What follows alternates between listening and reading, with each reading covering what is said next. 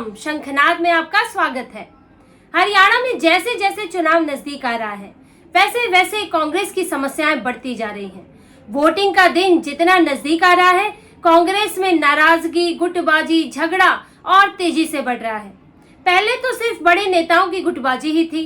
शैलजा सुरजेवाला गुट अलग, हुड्डा गुट अलग, हुड्डा गठबंधन को लेकर परेशान, नाराज, कांग्रेस को धमकी दे रहे हैं, पार्टी छोड़ने की बात कर रहे हैं।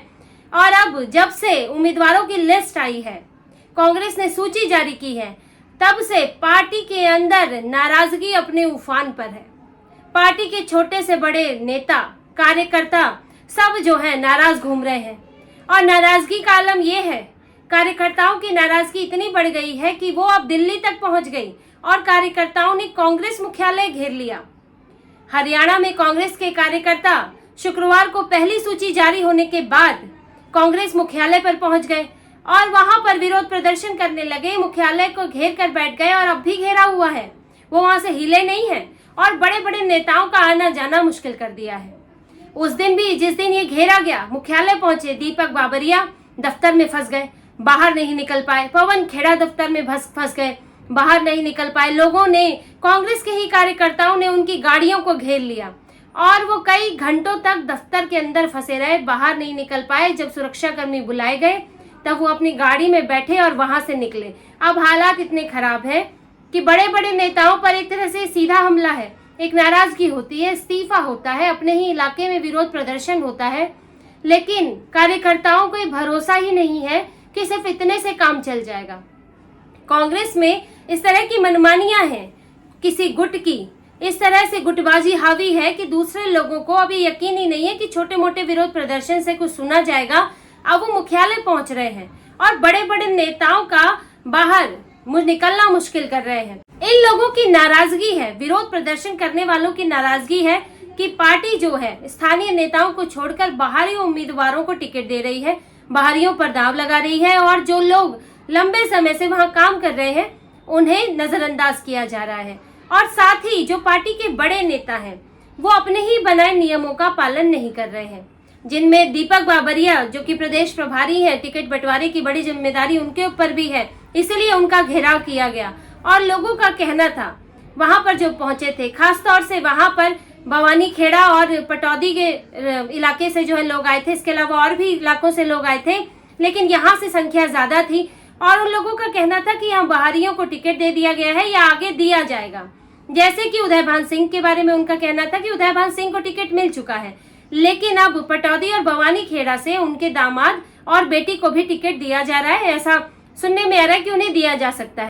जबकि पार्टी के दो नियम हैं, एक तो ये कि एक परिवार से एक ही व्यक्ति को टिकट जाएगा और उदयभान सिंह के मामले में लगता है कि एक परिवार से 3 लोगों को टिकट मिल जाएगा। इसके अलावा दूसरा नियम ये कहता है कि जो 2 बार हार गए हैं उन्हें टिकट नहीं दिया जाएगा। अब कहीं पर इन नियमों का भी उल्लंघन हुआ है और लोग इससे नाराज हैं और खास तौर से उनकी नाराजगी बाहरी उम्मीदवारों से है कि जो पार्टी में नेता मेहनत करते आए हैं, आपने उनको नजरअंदाज किया और बाहरी उम्मीदवारों को टिकट दे दिया। अब इसमें विनेश फोगाट का नाम भी सामने आ रहा है। विनेश फोगाट को जुलाना से टिकट मिला है। जब ये विरोध प्रदर्शन शुरू हुए उससे पहले ही 32 उम्मीदवारों की सूची जारी हुई थी, जिसमें विनेश फोगाट का नाम भी था। उस दिन भूपेंद्र हुड्डा का नाम भी था गढ़ी सांपला से, उदयभान सिंह का नाम था होडल से, लेकिन बाहरी व्यक्ति जो थी विनेश फोगाट, उनका नाम था जुलाना से, उन्हें जुलाना से टिकट दिया गया। और इस सूची के बाद ही विरोध प्रदर्शन शुरू हो गए। लोग हरियाणा से चले, जो कि किसान भी खुद को बता रहे हैं, और जो कांग्रेस का दिल्ली में मुख्यालय है वहां जाकर रुके हैं और वहीं डटे हुए हैं कि अगर हमारे उम्मीदवारों को नहीं दिया गया तो हम यहाँ से नहीं जाएंगे या फिर हम निर्दलीय उम्मीदवार खड़ा कर देंगे। और विनेश फोगाट का भी, उसमें भी कहीं ना कहीं उनके टिकट को लेकर भी नाराजगी है, क्योंकि जुलाना में कांग्रेस भी लंबे समय से कोशिश कर रही है। वहां पर कांग्रेस का खाता 15 साल से नहीं खुला है और ज्यादातर आईएनएलडी के उम्मीदवार रहे। और उसके बाद अभी पिछले चुनाव में जो जीते थे वो जेजेपी के जीते थे और उससे पहले 2 बार आईएनएलडी वहां से जीतती रही है। अब वहां पर कांग्रेस के उम्मीदवारों को भी उम्मीद है कि वहां पर जो उनके कार्यकर्ता हैं, जो नेता रहे हैं, कि हमें वहां से टिकट मिले। हर कोई अपनी किस्मत आजमाना चाहता है, क्योंकि इस वक्त जेजेपी कमजोर है। वहां के अमरजीत ढांडा है जो विधायक हैं जेजेपी से, लेकिन जेजेपी में इस वक्त उनके विधायक ही छोड़कर चले गए हैं और 3 बचे हैं, जिसमें खुद दुष्यंत चौटाला है, उनकी माता जी हैं, और इसके अलावा जो ढांडा है अभी वहां पे विधायक, वो भी अभी जेजेपी में बने हुए हैं। तो 3 विधायकों के साथ पार्टी अभी मौजूद है। तो जेजेपी में टूट फूट चल रही है, बीजेपी के साथ गठबंधन नहीं हुआ है कि कुछ ओबीसी वोट भी मिल जाए, और जाट बहुल वो इलाका है जहां पर कांग्रेस भी लड़ती है, आईएनएलडी भी लड़ती है, मजबूत है आईएनएलडी, तो जाट वोट तो बटेगा। तो वहां से जेजेपी कमजोर है। आईएनएलडी पिछले उससे पहले 2 बार जीती थी, उसके भी वहां पे वो भी कोशिश कर रही है, लेकिन लोग हाल में इन्हें देख चुके हैं। जो लंबे समय से नहीं रही वो कांग्रेस है। तो इसलिए वहां के जो क्षेत्रीय नेता है वो ये चाहते थे कि हमें टिकट मिले, लेकिन ये टिकट दे दिया गया विनेश फोगाट को। जबकि उस इलाके की चुनौती देखते हुए विनेश फोगाट भी बहुत खुश तो नहीं थी। वो भी कोई आसान सा क्षेत्र चाहती थी, क्योंकि यहाँ पर जाट बहुल तो है लेकिन दूसरी जाट पार्टियां भी मौजूद हैं। लेकिन विनेश फोगाट को वहां से टिकट दिया गया, और जो वहां के स्थानीय नेता थे वो नाराज हो गए। और इन सब जो 32 उम्मीदवारों की सूची में जो भी बाहरी नाम है, जिनमें विनेश फोगाट भी है, उसको लेकर विरोध प्रदर्शन अब भी चल रहा है।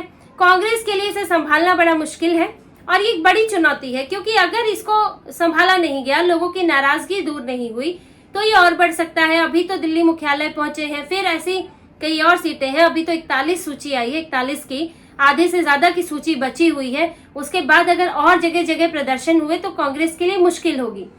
यहाँ तक कि ये भी कहा जा रहा है कांग्रेस की परेशानी और भी बढ़ सकती है अगर आम आदमी पार्टी को टिकट दिया गया। जैसे कि राहुल गांधी उम्मीद यहाँ से अपनी इच्छा जताकर गए हैं कि मैं चाहता हूँ कि आम आदमी पार्टी के साथ गठबंधन हो। वैसे तो कांग्रेस अपने आप को ही सेल्फ सफिशिएंट बता रही है कि हम इतनी मजबूत स्थिति में है कि सरकार बना ही लेंगे, लेकिन बात जो है गठबंधन तक आ गई है। तो राहुल गांधी ने इच्छा जाहिर की, अब पूरी कांग्रेस जुट गई, जिसके कारण उनके बड़े नेता नाराज हो गए, हुड्डा नाराज हो गए, वो तक अलग होने की बात करने लगे। शैलजा और सुरजेवाला तो नाराज ही चल रहे हैं। लेकिन राहुल गांधी बोरिया बिस्तर उठाकर विदेश चले गए। अब आपने एक डिमांड आप रख के गए थे, तो आपको देखना भी चाहिए था यहाँ रहकर कि उसके बाद हुआ क्या। अभी 12 तारीख तक तो नामांकन है, इनके गठबंधन का कुछ फाइनल नहीं हुआ है, और ये कहा जा रहा है कि अगर टिकट दिया गया तो नाराजगी और बढ़ेगी कांग्रेस में, क्योंकि 7-8 सीटें तो ऐसे ही निकल जाएंगी अगर 7-8 पर समझौता हुआ तो, क्योंकि आम आदमी पार्टी तो 10 सीटें मांग रही है। इनमें भी कुछ सीटें ऐसी हैं जो हुड्डा गुट चाहता है, भूपेंद्र हुड्डा, जिन पर अपने उम्मीदवारों को टिकट देना चाहते हैं। ये सीटें पहवा, कलायत और जींद, इस तरह की सीटें हैं, और इसीलिए भूपेंद्र हुड्डा नाराज भी थे गठबंधन को लेकर। अब भी फाइनल नहीं हुआ है, और राहुल गांधी विदेश में बैठे हैं। अब क्या करना है कि गठबंधन करना है, नहीं करना है, जो आपके कार्यकर्ता नाराज हैं उनसे बात करनी है, आश्वासन देना है, कोई बयान जारी करना है, क्योंकि जब स्थानीय लीडरशिप से लोग नाराज होते हैं तो फिर केंद्रीय लीडरशिप को आगे आना होता है, लोगों को मनाना होता है, उस पर उन पर भरोसा होता है। लेकिन राहुल गांधी, कांग्रेस के हाईकमान, वो तो गायब है। अब कौन समझाए, कोई एक शब्द तो उनसे पूछे बिना बोल नहीं सकता। अब वो तो चर्चा करनी ही पड़ेगी, वो कुछ आदेश देंगे तभी तो बोला जाएगा, लेकिन वो विदेश में बैठे हैं, अब फैसला कौन ले। इसीलिए ये सब चीजें जैसे रुकी पड़ी हैं। आप देखिए अभी 12 तारीख तक नॉमिनेशन की आखिरी डेट है, और नॉमिनेशन के लिए अभी सभी सीटों पर तो उम्मीदवार ही नहीं आए इनके। दूसरी बात, गठबंधन तय नहीं हुआ, अब कार्यकर्ता नाराज है, धरना देकर बैठे हैं। तो हरियाणा कांग्रेस में चीजें एकदम रुकी पड़ी है, और राहुल गांधी विदेश की यात्रा कर रहे हैं। अब वो 12 तारीख तक आने के भी चांस बहुत कम है, 10-11 तक की तो डेट बताई ही है वो। हालांकि जिस डेट बताते हैं उसको वापस आए जरूरी नहीं होता, उनकी कुछ सीक्रेट ट्रिप्स भी रहती हैं, यात्रा और लंबी हो जाती है, और इस कारण अब हरियाणा कांग्रेस बड़ी मुश्किलों में है। जीत का दावा तो छोड़ दीजिए, पार्टी को आपको साथ लेकर चलना भी मुश्किल हो गया है। चाहे बड़े नेता हो, बड़े गुटों की गुटबाजी हो, बड़े नेताओं की, या फिर कार्यकर्ता स्तर पर हो या स्थानीय नेताओं के स्तर पर हो, हर जगह गुटबाजी से और नाराजगी से कांग्रेस जूझ रही है। और अगर चुनाव से, वोटिंग से पहले इन चीजों को शांत नहीं किया जाता है तो इसका असर आने वाले चुनाव पर जरूर दिखेगा। तो इसी तरह की और खबरें और विश्लेषण आपके लिए लाते रहेंगे। हमसे जुड़े रहिए, सब्सक्राइब कीजिए, कमेंट कीजिए। बहुत बहुत धन्यवाद। जय श्री राम।